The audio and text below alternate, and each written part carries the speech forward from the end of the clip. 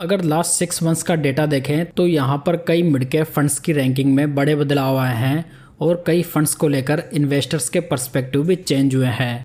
अगर best mid cap fund चुनने की बात आए तो ये बहुत ही मुश्किल काम बन जाता है, क्योंकि यहाँ पर अधिकतर एक्टिव फंड्स अपने बेंचमार्क इंडेक्स के रिटर्न्स को लॉन्ग टाइम में बीट करने में नाकाम रहे हैं, और वो भी लंबे समय तक।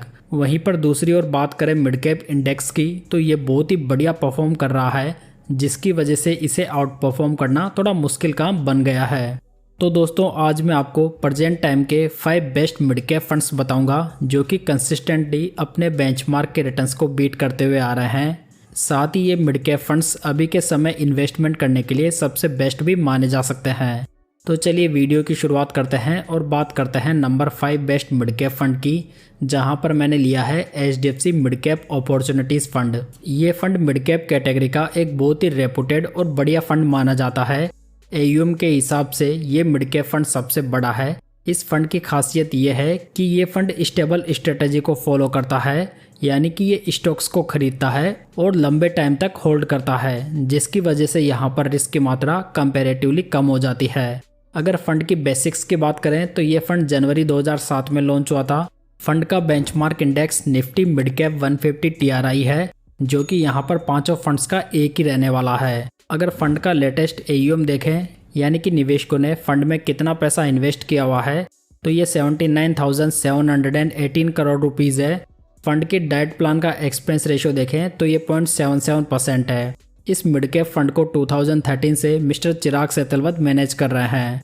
दोस्तों, यदि इस स्कीम में 5000 की मंथली SIP 10 साल पहले स्टार्ट की गई होती तो आज की डेट में टोटल इन्वेस्टमेंट 6 लाख रुपए का होता, जिसकी मैच्योरिटी वैल्यू 18,94,000 रुपीज़ होती, जो कि कैटेगरी एवरेज से ज़्यादा है।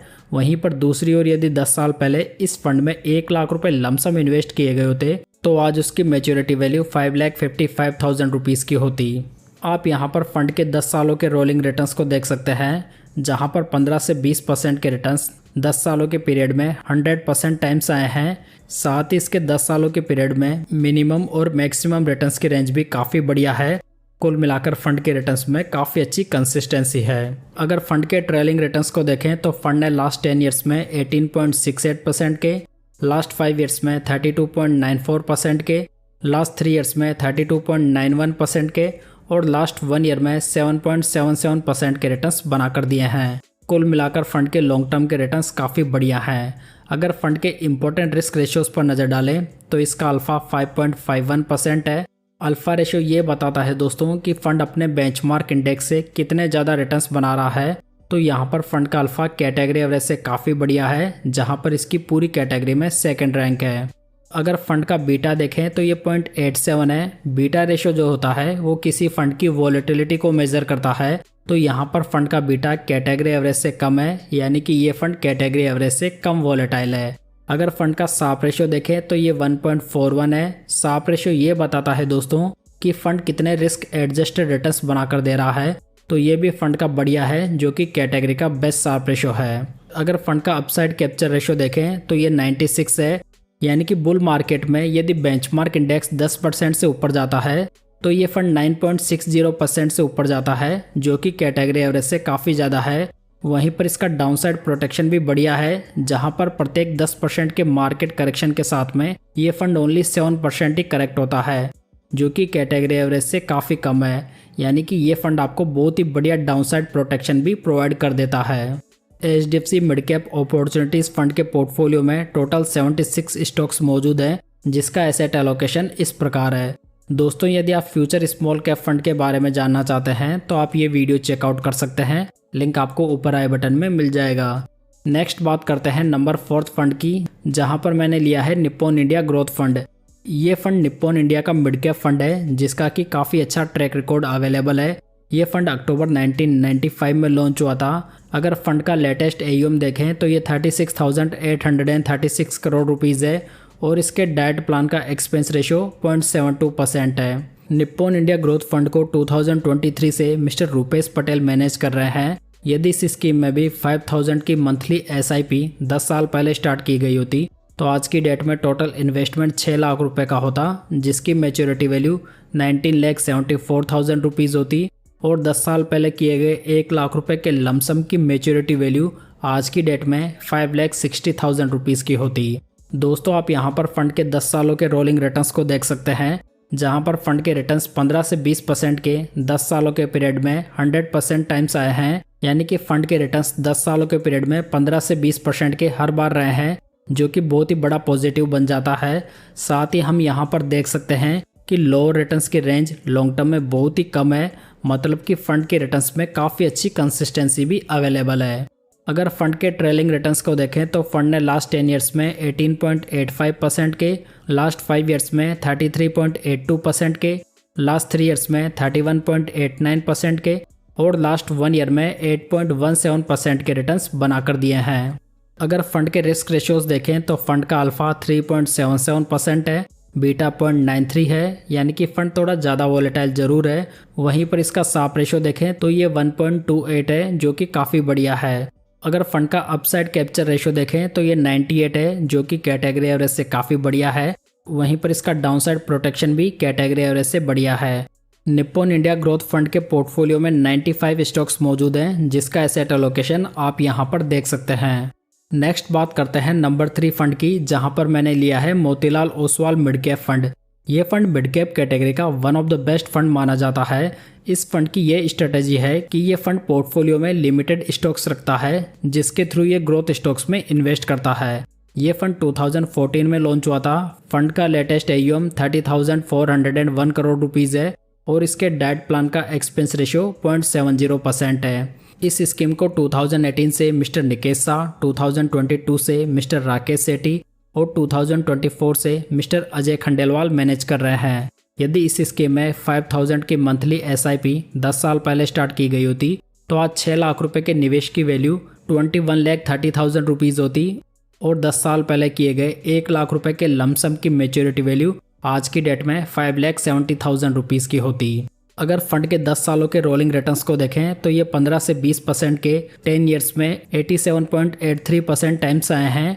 हालांकि दूसरी ओर फंड के रिटर्न्स तो हाई हैं, लेकिन इसमें कंसिस्टेंसी की थोड़ी कमी है। अगर फंड के मेजर रिटर्न्स को देखें तो ये लास्ट 5 ईयर्स में ही निकल कर आए हैं।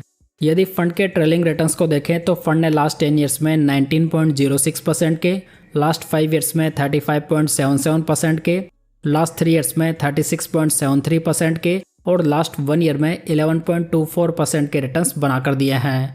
अगर फंड के रिस्क रेशियोज की बात करें तो इसका अल्फा 8.21% है, जो कि कैटेगरी का बेस्ट अल्फा है। यानी कि जहां पर अधिकतर मिड कैप फंड्स अपने बेंचमार्क के रिटर्न्स को भी बीट करने में नाकाम रह रहे हैं, वहां पर यह फंड 8% से भी ज़्यादा का अल्फा जनरेट कर रहा है। अगर फंड का बीटा देखें तो ये 0.89 है और इसका साप रेशियो 1.33 है, जो कि कैटेगरी का सेकंड बेस्ट साप रेशियो है। अगर फंड का अपसाइड कैप्चर रेशियो देखें तो ये 103 है, जो कि कैटेगरी एवरेज से काफ़ी ज़्यादा है। यानी कि बुल मार्केट में यदि बेंचमार्क इंडेक्स 10% से बढ़ता है तो ये फंड 10.30% से बढ़ जाता है।